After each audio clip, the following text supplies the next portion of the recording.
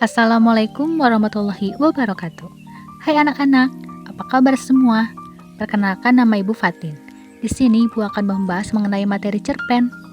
Nah, bagaimana ya cara kita membuat cerpen yang menarik dan sesuai dengan strukturnya? Hari ini Ibu akan jelaskan secara detail. Disimak baik-baik ya. Di sini Ibu akan membahas pengertian dari cerpen terlebih dahulu. Cerpen adalah singkatan dari cerita pendek, yaitu sebuah karya sastra berbentuk prosa fiksi yang mengisahkan satu peristiwa utama dengan alur sederhana dan jumlah tokoh yang terbatas. Cerpen biasanya memiliki panjang antara 500 hingga 10.000 kata dan dapat dibaca dalam sekali duduk karena sifatnya yang singkat dan padat.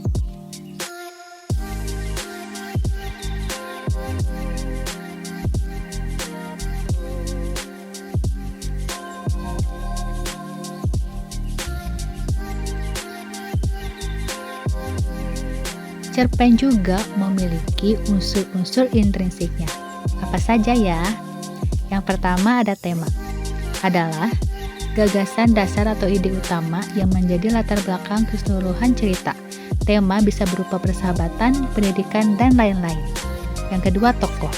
Pelaku atau karakter dalam cerita. Tokoh utama biasanya menjadi pusat cerita, sedangkan tokoh pendukung membantu mengembangkan cerita. Yang ketiga, alur. Rangkaian peristiwa dalam cerita yang disusun secara kronologis atau tidak. Alur bisa maju, mundur, atau campuran.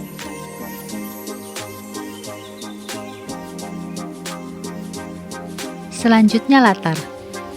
Mencakup waktu, tempat, dan suasana terjadinya peristiwa dalam cerpen. Kelima ada sudut pandang. Adalah cara pengarang menyampaikan cerita, bisa dari orang pertama atau ketiga. Keenam, amanat.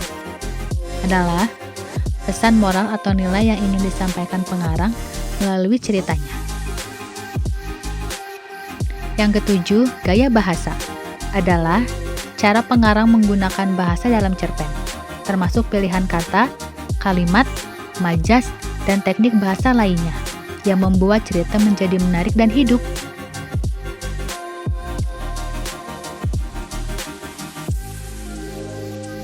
Di sini ada nilai-nilai yang terkandung dalam cerpen.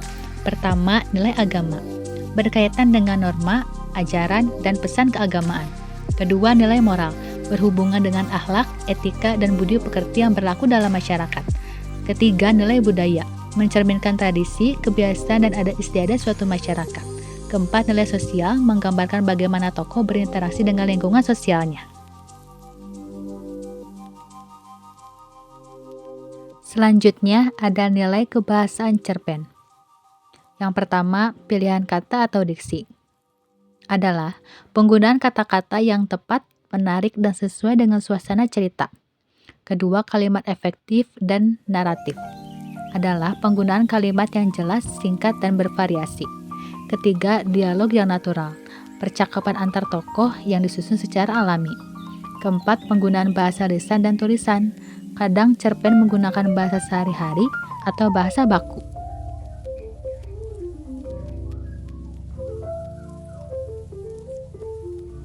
Selanjutnya, struktur cerpen. Yang pertama, abstrak.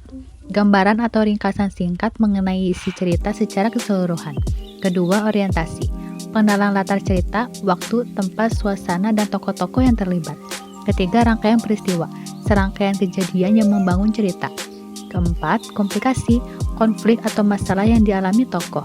Kelima, evaluasi atau puncak konflik, titik klimaks di mana konflik mencapai intensitas tertinggi dan mulai mencari jalan keluar. Keenam, resolusi, penyelesaian masalah atau konflik yang dialami tokoh menunjukkan bagaimana cerita berakhir.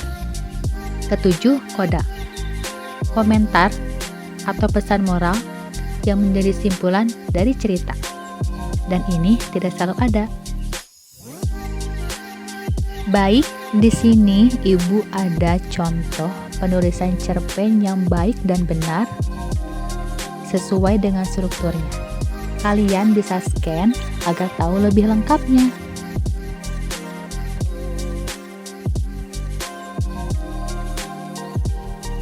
Setelah kalian simak penjelasan Ibu tadi, kalian diwajibkan untuk menjawab pertanyaan yang sudah Ibu siapkan dengan cara scan barcode di sini ya. Selamat mengerjakan.